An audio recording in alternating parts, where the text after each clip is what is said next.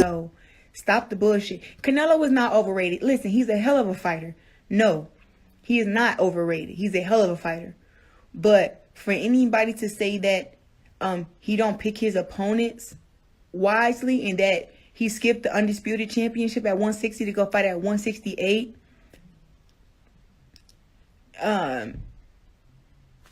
that's not okay. And, you know, Eddie Hearn is Demetrius Andrade's promoter. Why he gonna sit up there and just kind of sit there as Canelo say Demetrius Andrade is a horrible fighter? Well, guess what? This is what I got to say. If Demetrius Andrade is such a horrible fighter, Canelo, fight him. Shut him up. Make him be quiet. I'm gonna tell you guys something. Clarissa Shields isn't out of line with what she's saying. There is some desire to see Canelo Alvarez shut up Demetrius Andrade. There is. The problem, however, is that there's a desire to see Canelo Alvarez shut up a lot of guys. So what's supposed to make him special? What's supposed to make him stand out head and shoulders above all of them? But there's fighters out there who will actually fight him and give him a good money. Now, I'm going to tell y'all something. Demetrius Andrade is slicker than Billy Joe Saunders. He is. Demetrius Andrade is stronger than Billy Joe Saunders. He is. And if Billy Joe Saunders and Demetrius Andrade would have fought, Demetrius Andrade would have won. Yeah, if. He would have won. Yeah. He would have won, but he didn't because they never fought. You know, it's always a woulda, coulda, shoulda game with some folks. It's always a game of hypothetical scenarios and credit due for events that never took place. I mean, essentially what Clarissa wants us to do is award credit to Demetrius Andrade for having beaten Billy Joe Saunders in a fight that never happened. And based on this, we're supposed to look at Demetrius Andrade as being the superior fighter. Look, we know why Billy and Demetrius' fight fell apart. That was Billy Joe Saunders' fault. Billy Joe Saunders tested positive for a banned substance, and as a result of that, the fight didn't happen. It didn't materialize. That is Billy's fault. And let's just be honest here. Based on that, some people view Billy Joe Saunders as a dirty fighter. Yeah. At the same time, Demetrius Andrade is a snack systems athlete. Snack. That's run by Victor Conti. You all know Victor Conti. The Balco scandal, all of that. He has since reinvented himself, gone into the supplement business, better still. Where Billy Joe Saunders has some sketchy dealings, one might view Demetrius Andrade being a snack systems athlete, which is run by Victor Conti. Some might look at that as being sketchy. Essentially what I'm trying to communicate is that there's almost no distinction between these fighters. One is just as good as the other. Nobody stands out. Nobody head and shoulders above anyone else. Demetrius Andrade isn't head and shoulders above Billy Joe Saunders. That is neither proven nor earned, in spite of what Clarissa Shields would have you believe. And if anything, Billy Joe Saunders had a better resume than Demetrius Andrade, has a better resume. He gave Gary Spike O'Sullivan his first loss, John Ryder, Chris Eubank Jr., their first professional losses. He pried away the WBO title from the then reigning WBO middleweight champion, Andy Lee. And he outclassed David Lemieux. He actually has a better resume than Demetrius Andrade. Clarissa is accusing Canelo Alvarez of being very selective in his opponent choices, yet the opponent that he selected has a better resume than Demetrius Andrade. You know, I've been seeing a lot of this post-fight. For me, in my part, I'm not against Demetrius Andrade getting a Canelo fight. I'm not against that, but I'm also not against Jermall Charlo getting that fight. I'm also not against David Benavidez getting that fight. I'm also not against Caleb Plant getting that fight. I vaguely recall hearing Eddie Reynoso make some mention of a potential Better Be fight at light heavyweight somewhere down the line. I'm not against that either. I'm not against any of those fights. But what's supposed to make Demetrius Andrade a better opponent choice than any of them? You could make the exact same arguments for them that you could for Demetrius. It's all the same. They're all on an even playing field. What? We're supposed to look at Demetrius as being a better fighter and a better opponent choice than Billy Joe Saunders when both he and Billy Joe Saunders, ahead of this Canelo fight, were unbeaten, two division champions that held the WBO title in two different weight classes. They both had that in common, with the distinction being that Billy actually has fought better people than Demetrius Andrade has. So why are we supposed to look at Demetrius as the superior athlete? What makes him the better fighter? Did you guys actually see that Jack Colquet fight? You should. Did you see how he looked not that long ago against Liam Williams? This guy beats Canelo. Hypothetically speaking, as we always have to speak hypothetically when it comes to these fictitious scenarios that's supposed to make one fighter better than another, instead of looking at their body of work, their actual resumes, what's actually on paper, better still, hypothetically speaking, if Canelo Alvarez would have fought Demetrius Andrade this past weekend, as opposed to Billy Joe Saunders, both Demetrius and Billy would have found themselves in the exact same situation. They would have been in the same boat. That boat is, neither Billy Joe Saunders or Demetrius Andrade are strong finishers. Neither one of those two guys pack enough punch to get Canelo Alvarez's respect. We just saw Demetrius Andrade struggle to get Liam Williams' respect in his last outing. Demetrius is no more a strong finisher, no more of a knockout artist than Billy Joe Saunders is. He's a skilled southpaw. They both are, and neither one of the two is a strong finisher. Neither one of the two is a knockout puncher. I don't see Demetrius laying into Canelo Alvarez, getting Canelo on the back foot, forcing him to move laterally.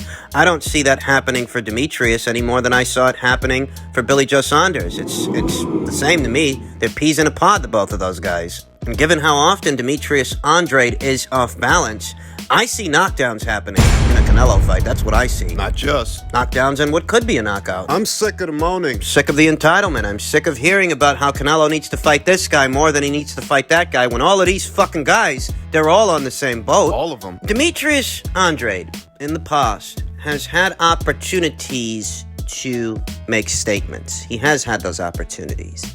An opportunity with Lara that never materialized. Demetrius Andrade himself said he's boring, and he viewed him as a last resort that he never ended up resorting to. He never fought Lara. Where a fighter like Canelo Alvarez fought Lara, a prime Lara, when Lara was a high-risk, low-reward guy. And regardless of how you feel, the decision, he fought him. Demetrius didn't.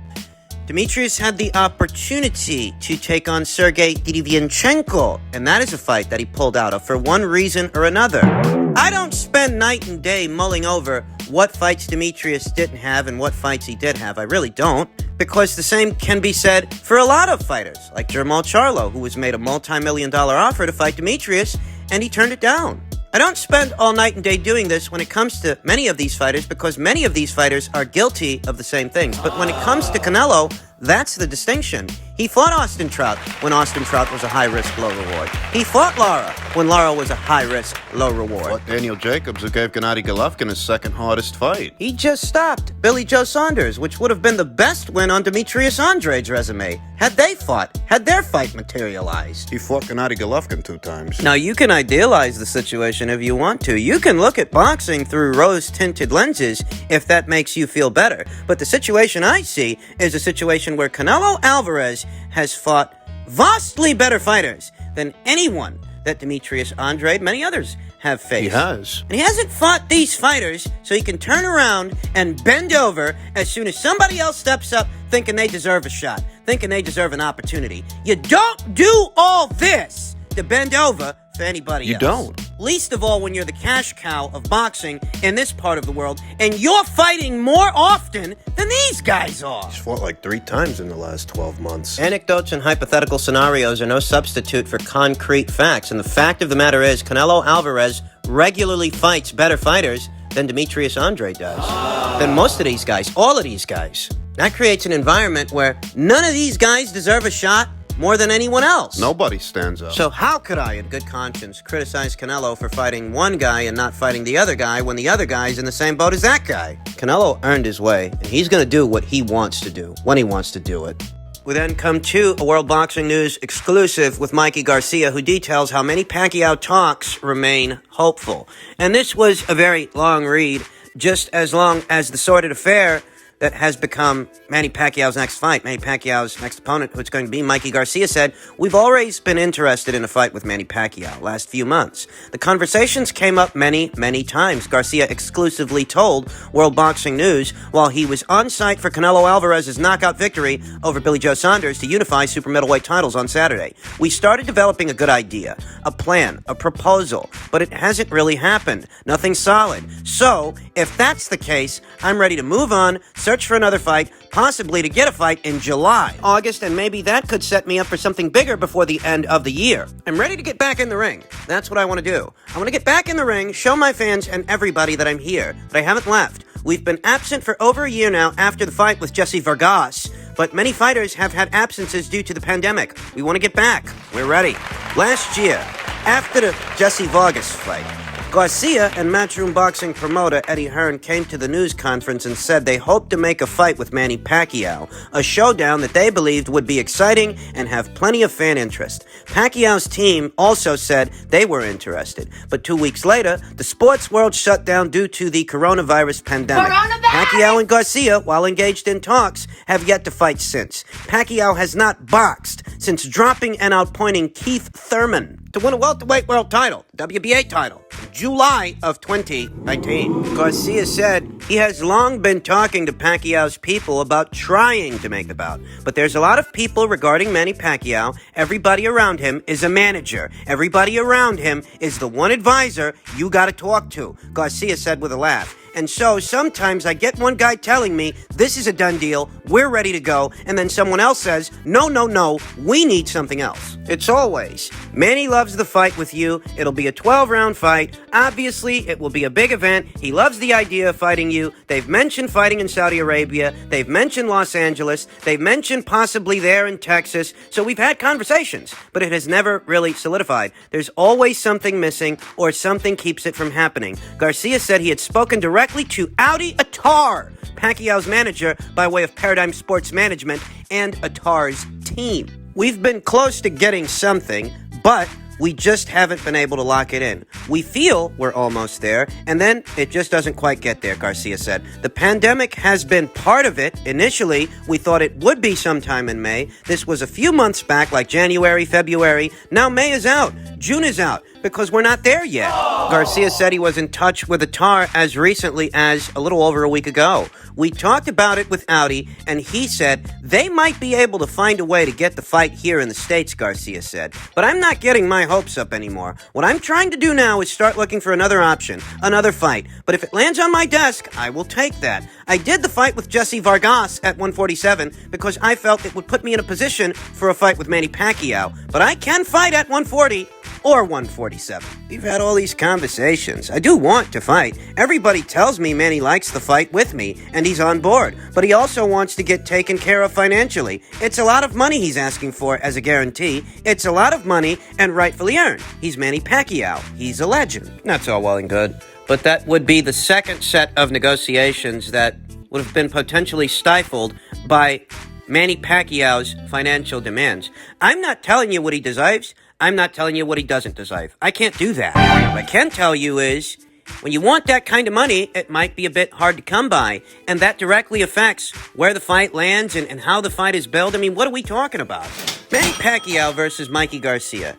The domestic United States pay-per-view with a price point of $80 has to bring in a minimum of 250,000 buys just to get Manny $20 million. That's saying that if Manny Pacquiao wants a $20 million guarantee, this thing has to at least clear 250,000 pay-per-view buys, not adding on all the other costs, all the other expenses. 250,000 buys brings you $20 million at $80 a pop. But what about Mikey Garcia's guarantee? What would he want for the fight? You have to assume that anybody sharing the ring with Manny Pacquiao is going to want a sizable purse. The other expenses, promoting the fight, etc., etc. He wanted double that for Crawford. He wanted $40 million. In order to generate $40 million off a domestic United States pay-per-view at a price point of $80, you've got to sell 500,000 pay-per-view buys. And that's just for Manny's guarantee. Never mind what you gotta pay Crawford and all the other expenses. And those talks fizzled out. Fight's dead in the water, though I never expected it to get off the ground. Manny Pacquiao's former advisor, Michael Conks, was supposed to be helping negotiate that fight. Whereas here, in reference to this fight, Mikey Garcia says he's been in contact with Paradigm Sports Management's Audi Attar as recent as last week in reference to this fight. I've been telling you for months, I've been telling you for well over a year now, that Manny Pacquiao's situation has become quite convoluted and quite immaterial, and who knows what the fuck is going on with this guy. Maybe it's because he doesn't have a promoter. Well, he does seem to have 3 or 4 managers acting on his behalf. Sean Gibbons, Audi Attar, by way of Paradigm Sports. Michael Conks must still be in the picture since he was mentioned not that long ago in reference to the failed set of Crawford talks. Who knows if Al Heyman is still in the picture, though he hasn't been mentioned as of late. We don't know that he is or isn't still involved in Manny Pacquiao's career. Doesn't really look like it, though, with Manny, who really fucking knows. Mikey says he's ready to move on. He says he can fight at either 140 or 147 pounds. But Mikey's interest in campaigning at 147 pounds has been very specific as of late. His interest seems to have been limited to facing Manny Pacquiao for obvious reasons, because of the financial incentive. You ask me what Mikey should do next, and I think he should return to the 140-pound division. There's an undisputed title fight set to go down there very soon. Now, if Jose Ramirez wins that fight, I don't think Mikey would fight him because Jose's trained by Mikey's brother. If the winner is Josh Taylor, however, that's a money fight. And a chance for Mikey to call himself a champion again. Moreover, a chance for Mikey to do something that he's never done before, and that's become an undisputed champion. He's never done that. He's been a champion at 4 weights, but he's never been an undisputed champion in any of those weights. There is another not-so-obvious option on the table for Mikey Garcia. Gervonta Davis, this summer, is set to make his 140-pound debut against Mario Barrios in a domestic pay-per-view. And I think that if Gervonta makes it through that fight in good fashion, you could set something up between Gervonta and Mikey, because it doesn't look like Gervonta's going to fight Teofimo or Devin or Ryan or Loma or any of those guys at 135. Davis versus Garcia, Mikey Garcia. That could do good business. Mikey just needs to get back down to 140 pounds. Have himself a little tune-up fight first, and that is a genuine possibility.